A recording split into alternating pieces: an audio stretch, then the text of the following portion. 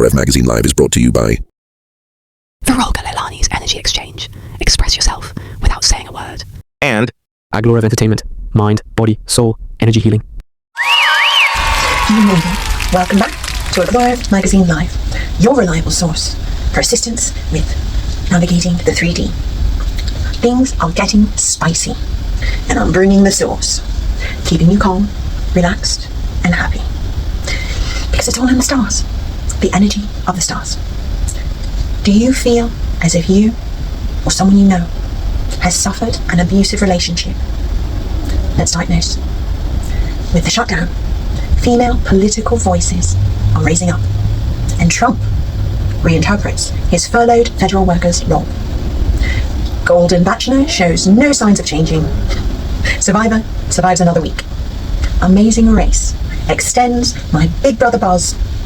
Dancing with the Stars continues to amaze me, and Love Island Games crowns a new winner. Another fun film recommendation. And for my favourites that stay to the end of class, I'm going to allow you a peek into my private thoughts. Can you handle it? And tune in each week to stay informed and prepared. I'm here for you. If you need further assistance or personalised attention, contact me through my site. October's full moon in Aries serves as a cosmic reset button, officially marking the end of our final eclipse season of 2025.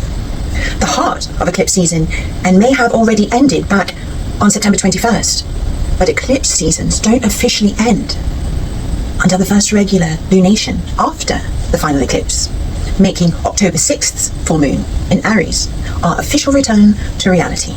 However, just because things are finally calming down and feeling less chaotic does not mean that we're not looking around and realizing how much of our lives just changed in the past couple of months. Again, this full moon in Aries acts as our cosmic reset button, helping us forge a new path forward on our newly reimagined lives, which means with an upheaval comes renewal. The beauty of this full moon is that it's a palate cleanser, a time to recalibrate, reclaim, and begin again, especially related to the Aries area of your birth chart. What's even better, this full moon in Aries, in pure Aries fashion, is going to stand brightly on its own, without interference of cosmic entanglements. The past couple of months, excluding the eclipses, just looking at the regular lunations, have been plagued by squares, oppositions, sextiles, and trines. A load of aspects. But this full moon stands alone, meaning that it is a perfect moment to breathe and reconnect. We are receiving reflective clarity right now, reflecting back to the new moon solar eclipse in Aries, the last weekend of March, and see how much of our lives have changed from then until now. They are connected. And whatever you are doing now, it is a moment to realign, readjust, begin again if necessary, to direct yourself towards your goals with an April 2026 harvest. During the next new moon in Aries, and this full moon is going to feel intense, because this full moon is in Aries, and Mars is the ruler of Aries and Scorpio, meaning the current ruler of this full moon is Mars, and Mars is currently at home in Scorpio, essentially carrying a double dose of Martian potency, power, and primal instincts. So things will feel a bit intense. Scorpio's the sign of strategy and transformation. So this intensity isn't a negative intensity. It's an intense, profound transformation. Whether it's internal, external, or both. Something's changing, and it feels profound and empowering. Now, conversations may feel really intense or deeply healing, with Mercury in Scorpio forming a square to Pluto retrograde in Aquarius. Mind any spontaneous confrontational conversations. Someone may suddenly snap or even your own obsessive mental thoughts and interests. Mercury square Pluto, especially involving Scorpio and Aquarius, feels like a tropical storm brewing. Things are just washing in. Revelations. Things our intuition has already keyed us into. Mercury square Pluto is an alignment known for bringing hidden truths or surfacing information. But in Scorpio, we already intuitively knew something was off. Something was wrong. There was a feeling. This may be serious information, so be cautious or mindful of anything or anyone that you are engaging with. The conversations could get heavy or intense. Secrets could be revealed. Negative thought patterns or negative habits could come to light or be revealed. You might grow obsessive around a problem. You could lock in on a person, place, topic, idea, or thing and be unable to let go of it. But on the bright side of this alignment, it brings profound change and profound healing. It's enlightening and illuminating, almost like a weight off our chests. It's a great time to catch a lion or catch a cheetah. The energies are trying to help us evolve and improve our current state and our future. Aquarius is about our future, and Scorpio is about change and transformation. Look at the houses that Scorpio and Aries are in for you in your birth chart. That will give you insight into the areas that you can expect these transformations and revelations to appear. And if you would like assistance with understanding how these energies affect you directly, contact me through my site. Many of the people that I work with, or have worked with in the past, have suffered from some form of abuse, either emotional, physical, spiritual, financial, or SA. The reality is, it doesn't discriminate, and people from all lives and cultures, socio-economic status, race, etc., can suffer from abuse. Now, it's important to focus on how abuse begins. It usually happens gradually. Most abusers are not going to show you their dark side immediately. I remind my clients who are starting new relationships to remember that everyone puts their best foot forward in the beginning. I say this because I know how the brain reacts to new love and how it can colour our vision. I say this because I want them to proceed wisely, build a connection slowly and thoughtfully, to watch if their new love's actions match their words. Keep in mind that people who abuse others are often calculated, working slowly to disconnect you from yourself and from the people around you. They do this so that they can mold you into an object whose sole purpose is to meet their every need. Sadly, over time, victims become used to the abuse, quite literally. This trauma becomes their new normal, their homeostasis. So choosing to disrupt this normal, even if it's abusive, is a radical shift to the brain. And there is this natural resistance taking place. Simply put, your brain, in an attempt to protect you, doesn't want you to change. Now, with this in mind, it's not surprising that it takes most victims of abuse an average of 7 to 12 times of trying to leave before they actually do. The cycle of abuse is a way of conceptualizing the progression of abuse. What's the cycle of abuse can be quite nuanced and complex. It generally follows a simple 4-stage cycle. The first stage is tension building. In the tension building stage, stress starts to build. Your abuser might feel threatened, or maybe they don't feel like they're getting the attention they deserve. A breakdown in communication begins, and then you start to feel like you need to walk on eggshells so as not to upset your abuser. You often find yourself in a nurturing and agreeable role, becoming hyper aware of your partner's moods. You try desperately to not rock the boat. The second stage is acting out. In this stage, the abuse occurs, whether that's emotional, physical, spiritual, financial, and/or SA. This abuse leaves you feeling worthless, less than, scared and devastated. The third phase is the honeymoon or reconciliation phase, otherwise known as the "I'll never do that again" stage.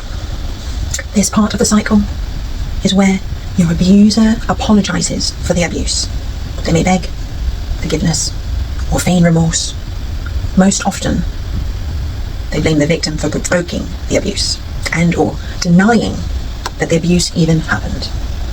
Alternatively, they may minimize the abuse, claiming that the abuse wasn't as bad as the victim made it out to be. You start to wonder if you're actually insane, like your abuser may have told you countless times before. This questioning leaves you feeling even more disconnected. Phase 4, calm. During this phase, the abuser slows down or stops altogether. Your abuser acts like nothing ever happened. If they did apologize and make promises to change during the honeymoon phase, these promises go unmet. The abuser might shower you with gifts. You believe, or want to believe, the abuse is over, or that the abuser will change, like they said they would. You become hopeful, perhaps minimizing the abuse yourself. That is, until the cycle starts again. Many people wonder why people suffering from abuse stay in those abusive relationships. They think things like, if it's so bad, then why doesn't that person just leave? Whilst there is no simple answer, there are often common themes. Fear that their abuser will hurt them or their children if they leave, or fear of what others may think about them. Will they be viewed as weak, stupid, or foolish? Fear that no one will love them again because they are too damaged or not good enough, that they're not strong enough. Deciding to leave an abuser is an empowered choice. However, choosing to leave an abuser is not about whether or not someone is strong enough. There are plenty of strong people who still end up suffering from abuse. This thinking that it's their choice to stay mentally shifts the blame onto the victim instead of the abuser, which is invalidating, traumatic, and abusive in itself. Unfortunately, such ideas can be a major barrier to people leaving abusive relationships because it minimizes the trauma and invites unnecessary shame and guilt, familiar emotions for people who have suffered abuse. Another thing that keeps people from leaving is hope or love that the abuse will go away, hope or love that the person will change, hope or love that they can rescue their abusive person. They try to convince themselves, and sometimes others, that their abuser will change. Many times, the victim believes that this change is dependent on how well they love their abuser. They start thinking things like, if I can just love them enough or more, I know they'll be different. They minimize the abuse, telling themselves that it's not that bad, or it only happens a few times a year. The victim may even point to some progress their abuser has made, or to their abuser's positive qualities. Perhaps their abuser is a provider, or successful, or dependable. And because of this, they may ignore red flags, especially in the beginning, and hope that things will be different with enough time and with enough love. In a real sense, they put themselves in the rescuer's role, believing that they can fix their abuser. Whilst this comes from a good place, a place of steadfast love and a true desire to help. It's extremely imbalanced and misguided. If you were to compare this to an addiction to drugs or alcohol, a person who is struggling with addiction will not just magically give the right prescription of love. This person has to want to change, and no amount of hope or love will suffice. True change is not forced. Love is great, but it's not enough. If people truly want to change, they have to take responsibility for their actions. That's the only path forward. When you first start a relationship, your brain releases love chemicals that help you and your partner form a connection. Oxytocin, sometimes referred to as the love or cuddle hormone, produces feelings of security, commitment, and relaxation. This hormone is released during intercourse, as well as during pregnancy and nursing, and crucial in helping people create a bond. Another chemical that is released during the early stages of romantic love is dopamine. Dopamine is often referred to as the pleasure chemical because it stimulates the reward center of your brain. Things like intercourse, eating chocolate, or doing intoxicants elicit this response. Because of this, the early stages of love are an exciting time. You feel alive, things seem perfect, and you start to find yourself totally and hopelessly in love. This is referred to as the honeymoon stage. Now remember, your brain resists change. So, when you break up with your partner, this same reward system is stimulated. You may experience cravings for your ex, similar to a person going through addiction withdrawals. This can make the whole process of leaving even more complicated, causing you to question whether or not you made the right decision.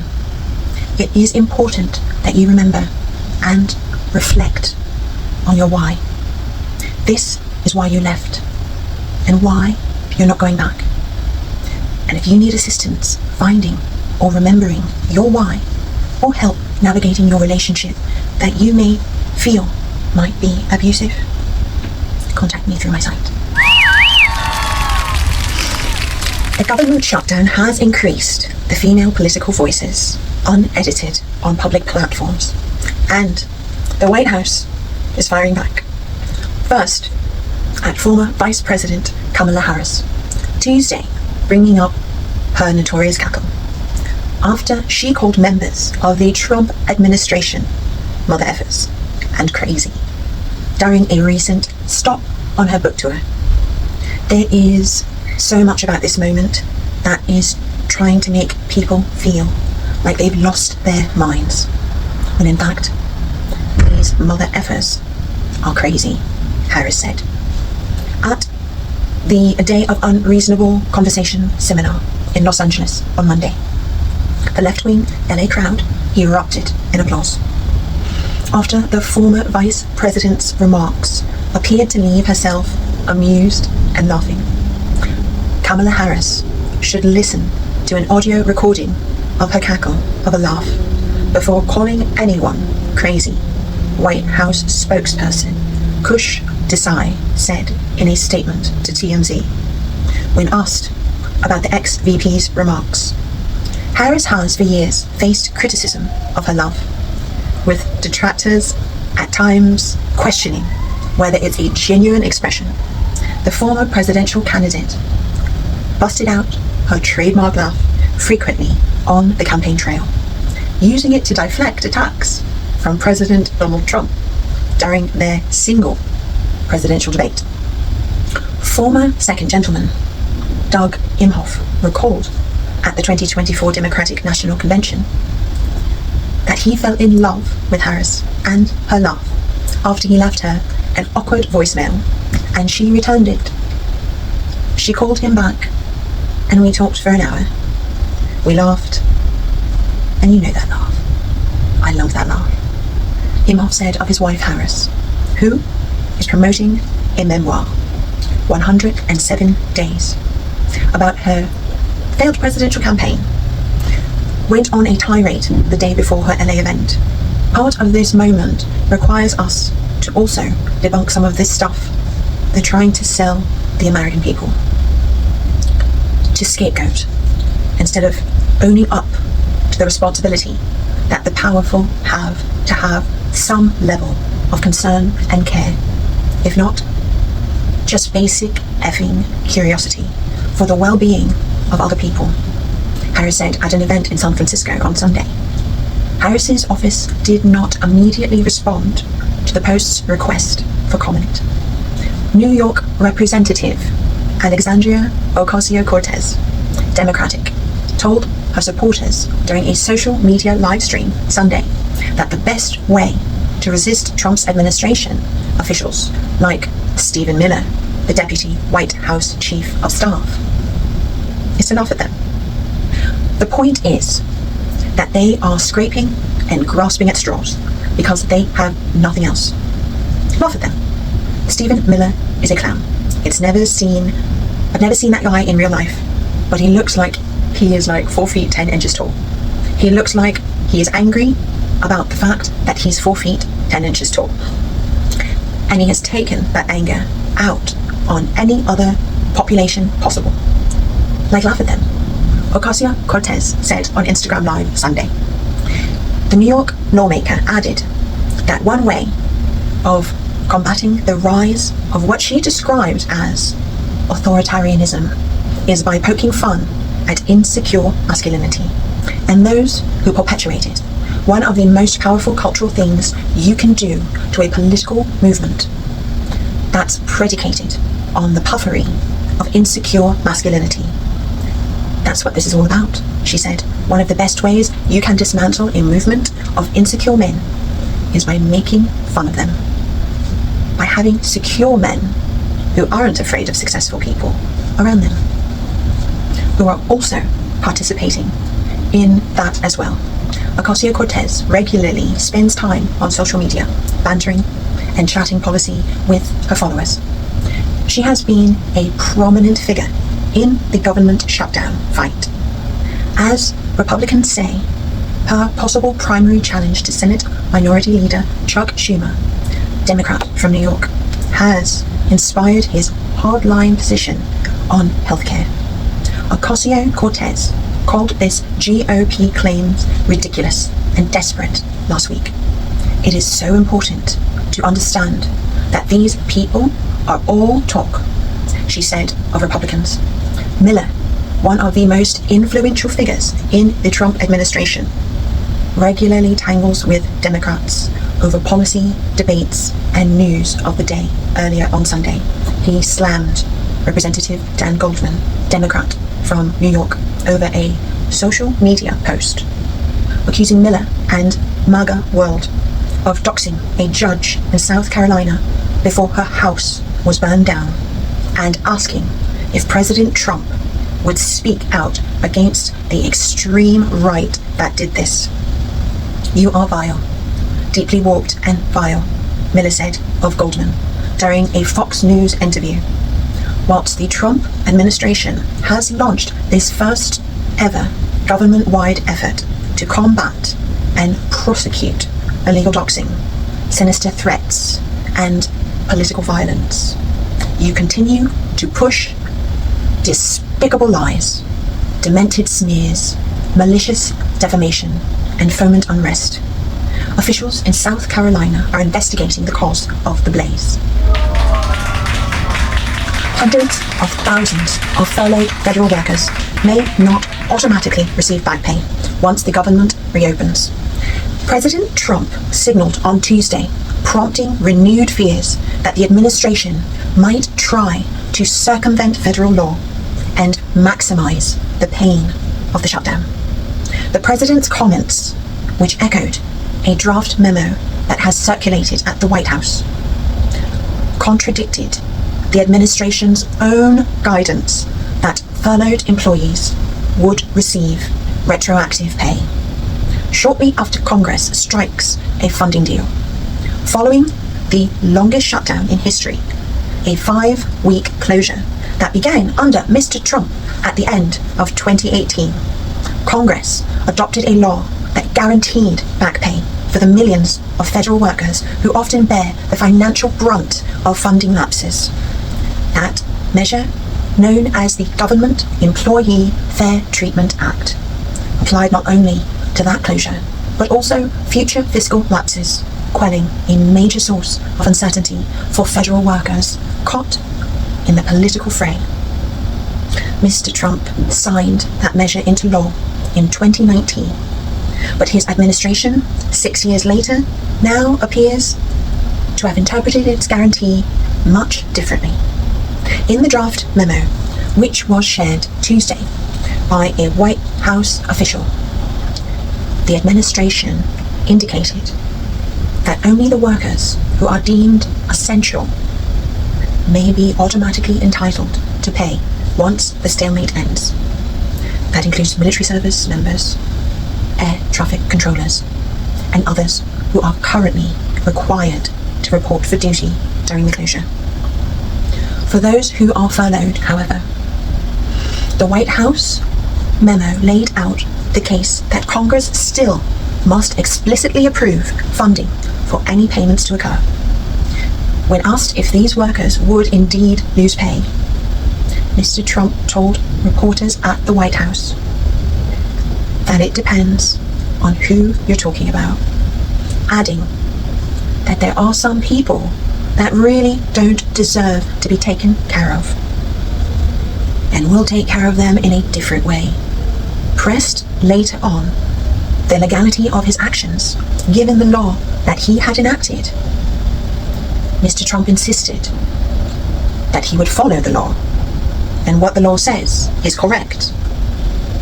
Union officials and Democratic lawmakers quickly blasted Mr. Trump for what they described as only the latest attempt to use federal workers as bargaining chips during the shutdown. The president separately has threatened to fire government workers, whilst federal offices remain closed, prompting labor groups to sue. In a bid to block the mass layoffs, Everett Kelly, the national president of the American Federation of Government Employees, said the White House has offered a frivolous argument about back pay and an obvious misinterpretation of the law, noting that the government itself appeared to take a much different position in public guidance. In a question and answer document posted online by the Office of Personnel Management, the agency specifically says the employees who were furloughed as the result of the lapse will receive retroactive pay for those furloughed periods. Senator Patty Murray of Washington, the top Democrat on the Chamber's Appropriation Committee, said on social media that the White House memo marked only another baseless attempt to try and scare federal workers. The letter of the law is as plain as can be. Federal workers, including furloughed workers, are entitled to their back pay following a shutdown, she said. Love Island Games has crowned a winner.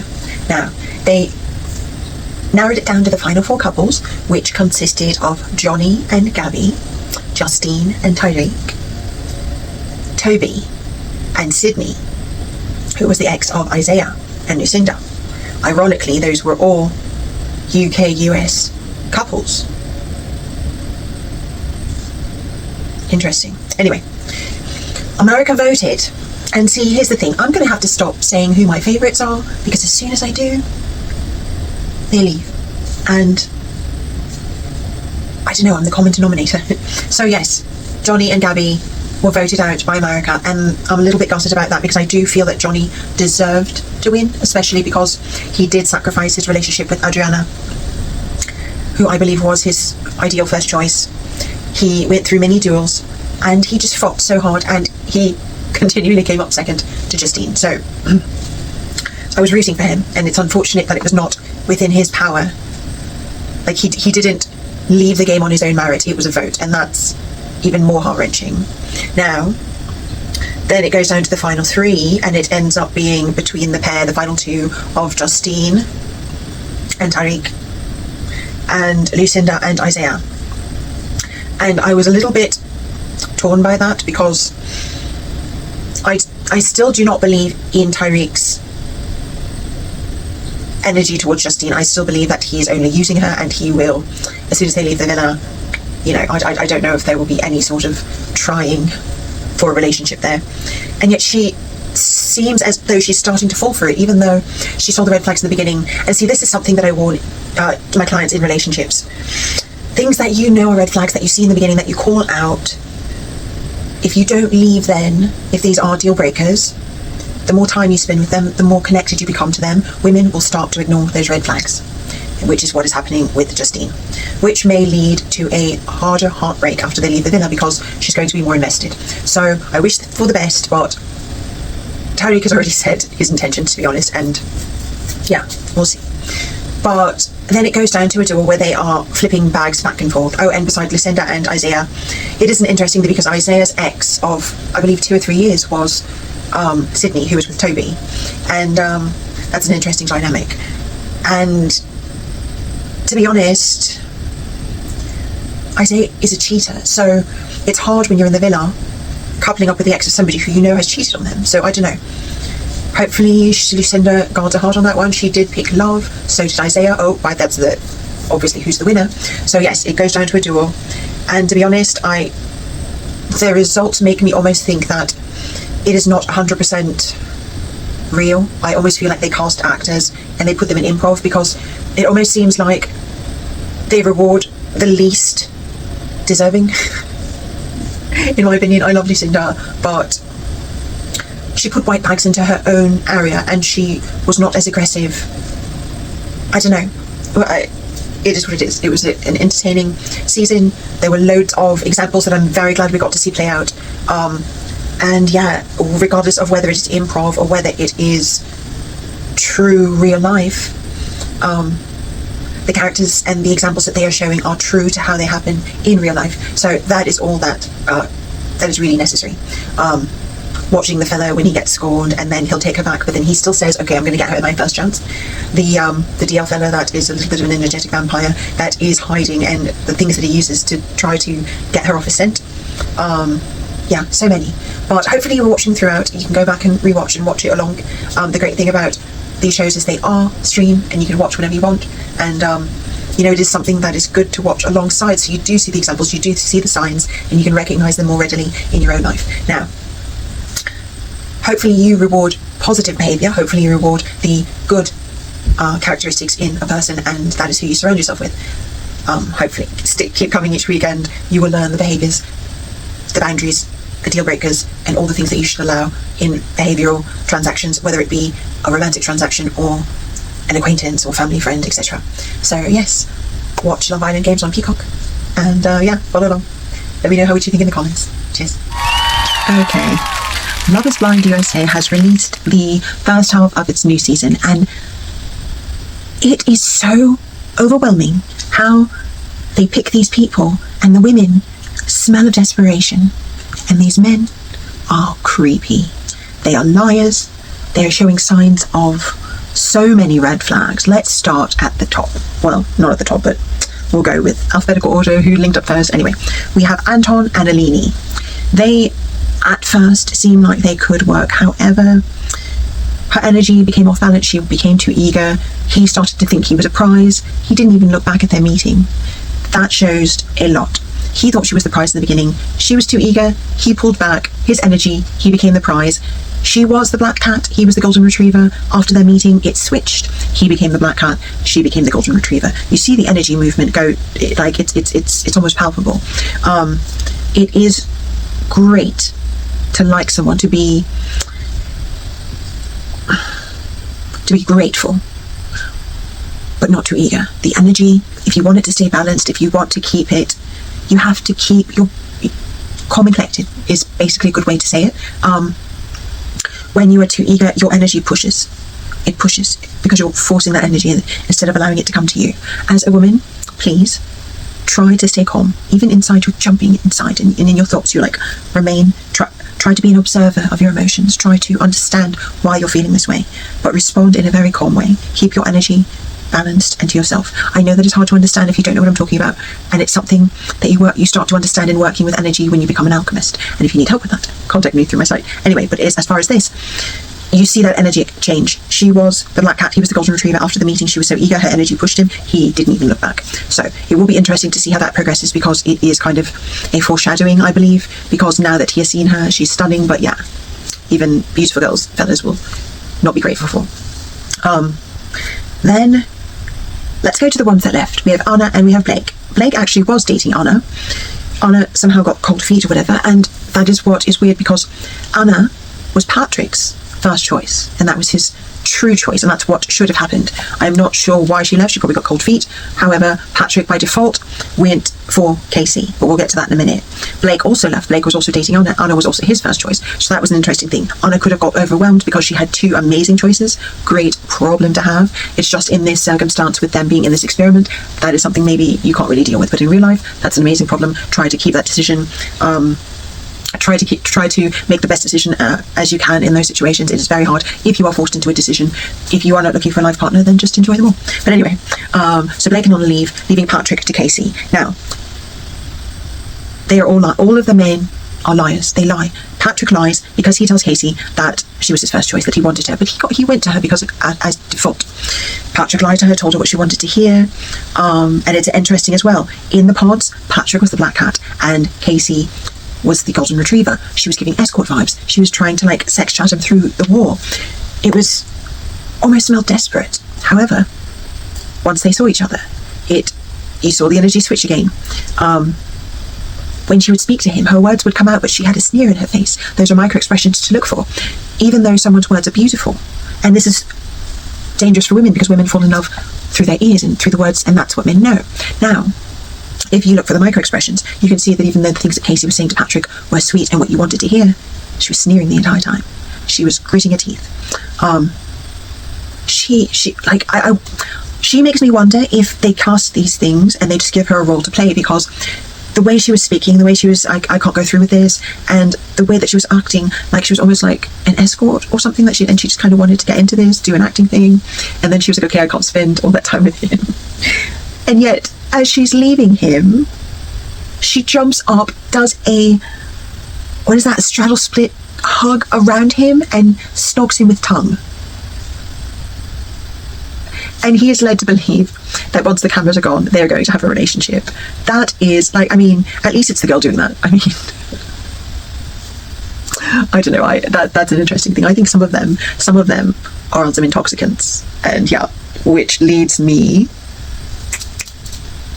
to Joe. Joe is with Madison. This is such an interesting thing, and this is also why you should not always necessarily lay your cards out on the table so quickly. And this is a problem in this experiment, because they're trying to make that connection so quickly. And when you are going to marry somebody, you want to be vulnerable. And the problem with this experiment is that a lot of them don't marry each other, but they are putting themselves out there and being vulnerable. So Madison tells Joe that she has an eye disease that will cause her to go blind. She doesn't know when in her lifetime it will happen, but it will. Now, Madison has a load of money, and Joe is a dusty. And he is telling her, or she is telling him, that she has money and is going to go blind. Do you realise it's a jackpot for this lad? He's thinking, okay, I'll put it out a few years, she goes blind, I control her money, I can do whatever I want, she can't see me. Did we not see these are not things that you should trust with someone that you've known so it put you vulnerable to scams. So now he thinks he can do this. However, once they get out into the world and he realizes physically she is not his type at all, and I knew that was going to happen, which is we know love is not blind, but it's interesting as a premise for a show, especially with men who are visual creatures. And the thing is, it fosters insincerity. Now granted, some of them may work. I don't know if it's a Hollywood contract, whatever, there are rumours out there, but the thing is, we know love is not blind. And the fact that Joe sees her, he is just like with Casey and Patrick, he is trying to force himself to get to a point where he can go through this experiment to the end of the show with this person that he has no attraction to whatsoever. But he shags her. To make sure that chemistry can't be built. That is what's so amazing. Ladies, know this. As an example, Madison and Joe. Just because they shag you does not mean they're attracted to you or that they love you. And just because they propose to you does not mean they're not going to take advantage of you. They have ill intentions. To me, it is kind of clear as day.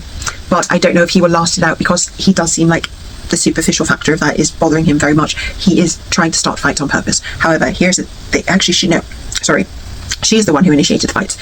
There may be some sort of dependency with Joe. I'm not saying it's alcohol, but there may be, if there are more signs, if they last long enough to see if there are more signs. But there are some signs, red flags with his behaviour, that there may be some sort of chemical dependency there. We will see if anything evolves there. Madison, however, is feeling insecure. Her gut is telling her that Joe does not fancy her, that there's a disconnection, and she is actually looking for things and starting fights or things. You will know, you will feel it, and you will for some reason want to start a fight because something is wrong and you know it, and especially in Scorpios. Anyway, yeah, follow your gut if you know that something is wrong. However, she doesn't know it's wrong, and that's why she is starting these little fights, which she may not have necessarily started before, because she wants the attention, she wants the energy, she wants the validation, but she doesn't know why. So yeah, but what that is happening is she's giving her energy to him by doing those things, by constantly being at him, by wanting energy from him. Indirectly, she's giving her energy to him, and it will drain her, and he is feeding off of it. So that is how that energy cycle works with the reactions in a relationship. So her staying calm would have kept her energy to herself and possibly have brought him to her. We will see if he is given an opportunity to have that happen. But yeah, so that is with Joe and Madison. If they last to the end of the show, I fear for the fact that he's after her money and he's going to leave her when she's blind, or do whatever he wants. Anyway, which then brings me to Nick and Annie. We'll go to that one. He is also a liar, another liar, and he blindsided Kate, said it was because she didn't believe in God or religion or whatever. He told her he loved her first, and then did not mention to Annie that he had told Kate that he loved her. So Kate is in this disillusion that she is his first choice, and she is love blind, and Nick showing signs of two things: being a serial unaliver, which is why you have to watch out for Caucasian males over 25. Anyway, but he has that stare, he has that narcissistic heartbeat doesn't raise, I could, silence the lambs kind of a stare, and he also is DL if he's perpetrating to be a straight feather. So many things with him. And he should have picked Brendan. Brendan was balanced, he was for her, and he likes women. Yeah, but that is probably going to be over. We will see when they all reunion at dinner, like they always make them meet up. We'll see what happens. Now, the one that raises the most red flags for me is Edmund and, is it Calibria? Anyway, Calibria. Anyway, those two, the pair of them. Edmund scares me because he also shows those traumatic signs of being an abuser. He did grow up in the system. He probably has gone through some things. He does show signs of being fluid, being with men and women. He does like women. However, I do believe that he is just whoever he makes a connection with. It doesn't necessarily, like pan, if you want to put a label on it, or bi, or however what. However, because he has been damaged so much, when he finds out at the party that, and here's the thing, the energies were okay, the energies were balanced, she seemed to be okay with his flamboyancy, he does some interesting behavioural things, he was humping the floor, he was kissing the floor, that's just germs, like that's just not hygienic, like that's, I don't know, I would want that to be the father of my children, but that's not having a family. But anyway, if I were looking for the father of my children, those would be some definite red flags.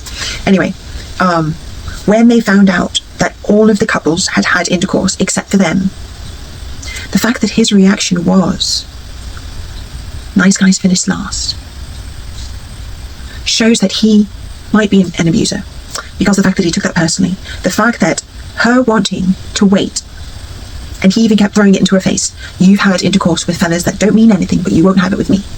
She was not that person then. Maybe just because you do things sometime in your life does not mean that's who you are then. And just because you've done that does not mean you owe anyone else your body.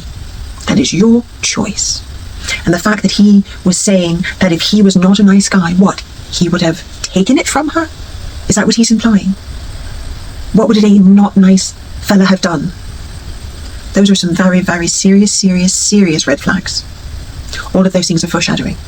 Be careful. People will show you who they are. Those are very, very, very strong red flags. His reaction, his verbiage, the fact that he kept bringing it up and wouldn't calm down. Unfortunately, these women seem, and this is what's the problem with these labels and these titles and these commitments, because you are put in a position where you think you're going to be with this person for life, or the possibility of it, you allow yourself to put up with, handle, endure, and be vulnerable to things that you should not.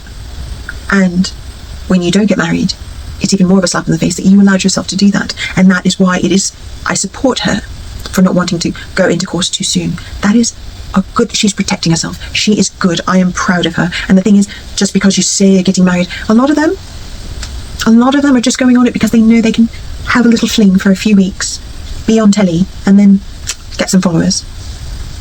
It's reality. And it sucks. So the fact that she's protecting herself, I support that. I really am shocked that they all moved so quickly. That they are consenting adults, and that's fine. However, because of the nature of the show and the premise that they are engaged, they feel that is okay to have that physical connection, but they are still a stranger. It still seems like a one-night stand. Yeah. I still think the physical connection needs to build a little bit, but it is what it is. To be comfortable, to share that energy, there are a lot of things that go into it, but yeah, everyone protect yourself. But there is one final couple that I want to focus on, and this one is what makes me think that is kind of scripted, because again, they are romanticizing struggle love. First of all, let's focus on Megan. Megan has a very strong Adam's apple and a male hip to shoulder ratio. Just going to put that out there. Sorry, but if it's a character, it doesn't matter. They're just playing a part. But yeah, very strong Adam's apple.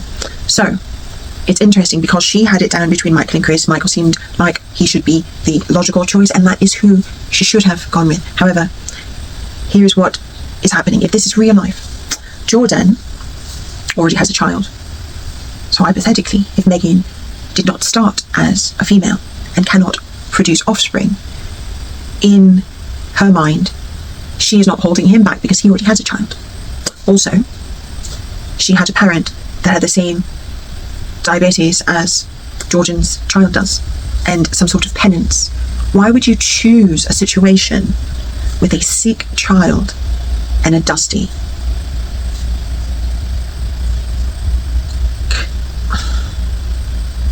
Choose. Sick child, dusty, hard work, sacrifice. Unattached fella, wealthy, successful, fun, sexy, adventurous.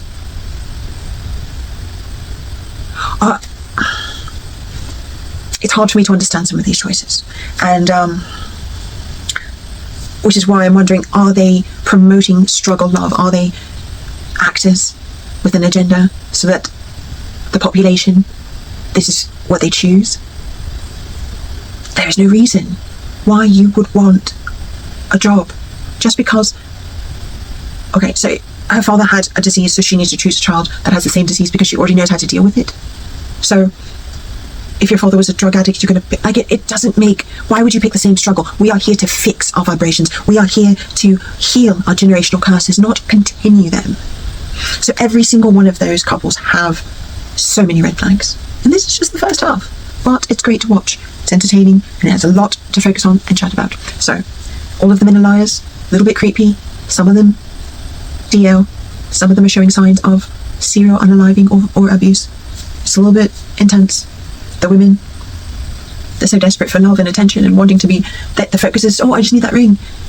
They don't even care who they're, it's It's entertaining, but yes, it's great to watch. They all have different things and red flags that we can focus on, so it's amazing. It's perfect that none of the couples are perfect. So yes, think about all these things, focus, watch it again, focus on those things, and yeah, let's see what happens in the second half. But the first half, very entertaining, great material, loving it. Netflix never disappoints. I'm glad they're coming quicker. It's amazing. Thank you. Cheers. Okay, so naturally, Golden Bachelor starts its first group date off with a roast, and it's amazing because it's kind of an icebreaker to say all of the things that we are all thinking and that they can get out in the open and kind of poke fun at. And yeah, it is interesting that even though he's deflected some of that attention, and even though he has apologized, a lot of his actions are still backing up a lot of those things that he said on the podcast. He did get rid of the least tight of them, and the one who challenged his career, which is interesting. No one else said anything else about his career, but the one who kind of, that kind of shows his ego still there. He is still kind of that baller at heart, as what I was saying earlier. And I do believe that the main reason that he is on this show is to increase his notoriety, his fandom, his star. And then when the show is over, he will probably then go to someone who is younger and who he actually is his taste. I don't want to put a bad energy on it, but that is kind of what I see. But it will be entertaining, and he will be an amazing example of how an F-boy will always be an F-boy no matter what age he is. He can hide in a relationship, he can hide in a marriage, but he is still him. So it will be interesting. It's fun to watch. I do like that they were able to say a lot of the things that we were all thinking, a lot of the things that, get some of those things out, some of those answers. It is interesting to see how he has responded. And yeah, let's just see where he goes from here, let's see if he keeps any of the older ones around, and yeah, he is backing up the character that we all think he has by his choices. And I don't know, the depth, the knowledge that you would expect. Hopefully we see some of that. But yeah, being an example, being a role model, showing people how to treat you has nothing to do with age. So this is a great example of that. So, follow along. Let's see what they put him through next week and who he lets go of. Okay, so Dancing with the Stars has gone another week, and there are a few couples that are kind of rising to the surface for me, and a lot of it has to do with work ethic, to be quite honest. Now, 2 of them are social media, which does, regardless of what people think about social media influencers, it does require a lot of work. And Alex and Val and Dylan and Daniela are the 2 social media ones that I do think are doing very well. Dylan has cute little white boy hips, Caucasian hips, politically whatever, very cute. He does have something there. There's something at the source. Hopefully he may be the most improved, because he does have potential. Alex is just mesmerizing. I really do enjoy watching her. She's great. I don't know about her dancing background. I don't know if she has any. I do know that she was a footballer. So she is athletic, and she is just amazing to watch. She's my top girl, to be honest. My top fella obviously is Robert Owen. He is absolutely adorable. His little growls, he does this dirty dancing, jump off the stage, theatric hero, in his performances. I don't know if that's his move or if it just happens to be those particular dances. He is blossoming. He got the advert that and I believe he got a cartoon or something, anyway. And then Scott and Riley, I do enjoy them as well. I do enjoy Scott. There is one thing, as far as a dance perspective, he does want to be the girl. So in some of the dances, that may penalise him, and that may make him not go as far. But those are my 4 rise to the top couples. You can see in their dance, their work ethic, their partnership, the chemistry, the trust. There was one dance, I believe someone jumped off and they caught her in the air. Do you know how much trust it takes to leap and not just fall into someone's arms, but to leap, to jump and know that they will catch you? there's a reason why a lot of people develop a fixation with their dance instructors. That is such a bond of trust and strength, and you're physically against each other, or like it's a lot. Yeah, they're so fit. Like I'm sure they keep it very professional. I'm sure they do. It's interesting though. Yeah, I don't know. That is. Yeah, that would be an amazing thing to be on Dancing with the Stars, and it's beautiful to watch them bloom and see their work ethic and their character and their chemistry just come alive. And those are my top 4 couples. You can see it in them. The other ones, they have room, we have time, but yeah, they're not. There are other factors, but we'll just focus on those 4 for now. Yeah, so let's see what they bring for us next week. Another week of Survivor, and it is looking like that stereotypical where the same tribe will continually go to tribal, and they may get the most experience, whittle down, and have to take that into merge. It will make the strongest players, and the interesting thing is if the 4 core have to go in at each other, how that will work. To be honest, I'm rooting for Sophie, and I hate to say that because as soon as I say I like somebody, they go the next week. But the Sophie, I have my eye on her. Now, it is great how the other teams are working together. They are communicating together. They're showing great signs. We will see how far that takes them. Yeah, I do like how everyone is kind of already within the first couple of weeks blossoming and showing signs of not necessarily strategy, but it was interesting. Annie, the one who was voted out, she got very pommy. She was very sure of herself. She was ordering people around and expecting that they should be okay with that. And it's interesting because there are a lot of entitled people like that in real life. And that is a great lesson, is that don't always think that just because people are doing what you say, following your lead and agreeing with you, that they're on your side, that they won't stab you in the back, and that you can relax. So yeah, it is interesting how the social game of these people are, and that is the thing that I will kind of focus on. Jake kind of has himself in a very good position because he has both a queen and a king, and they both have him as their first. So Jake is sitting pretty. Jake is kind of like the fluid vents from Big Brother. He is positioning himself in a way that is almost sexual. People get jealous of his energy, of his attention, and not exactly what it is. I mean, he's a married man, he has a family and all these things, but I mean, we have to realise that doesn't always mean anything, and we don't know what the conditions of his relationship are. However, this is neither there. But he does have a very good social game, and he is the biggest threat, and he is a shield, but he is protected. So it will be interesting to see how that goes, because they did also find an idol and people know about it.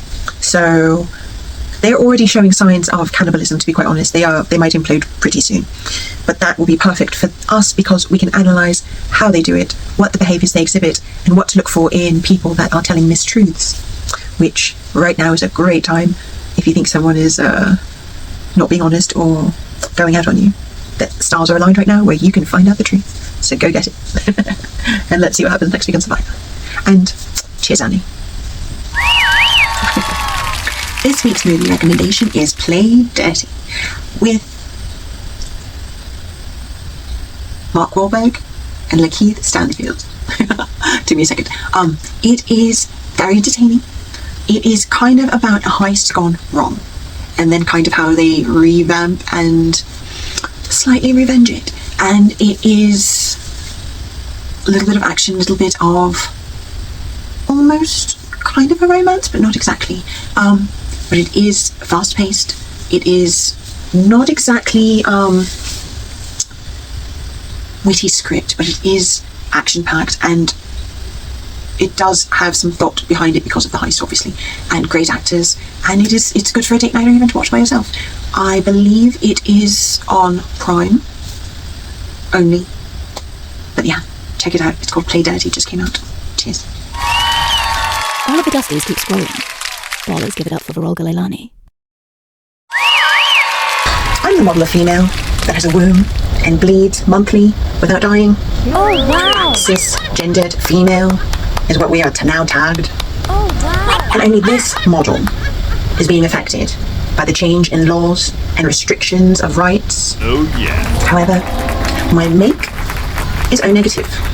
And as other O negative cisgendered females know, or perhaps you'll learn something new about yourself, is that we can only have a child with an O negative male without medical assistance. In other words, my make and model has built-in birth control. So, as long as I avoid O negative males, I don't fall into that baby mama trap that the government and patriarchy is setting. Yes, lads, my body is a penalty-free playground for 85% of you. But just in case you are one of those 15%, I do have to check. And that can get tricky. It's not just something that comes up in conversation. And most people, surprisingly, don't even know their blood type. So I carry blood tests. But if you're fit enough, it's the only test you'll have to pass. Now, getting the blood can get tricky.